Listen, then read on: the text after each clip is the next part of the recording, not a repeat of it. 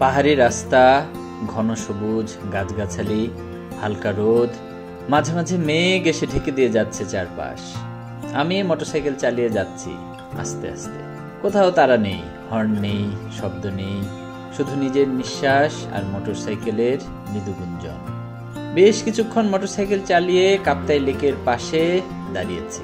দীর্ঘ সময় মোটরসাইকেল চালিয়ে মাথা একটু ঘোলাটে হয়ে গেছে, মনও কেমন এলোমেলো। একটু রুচির ঝালমুড়ি খাচ্ছি, এত ঝাঁজ, মনে হলো মাথা সব জট যেন খুলে গেল।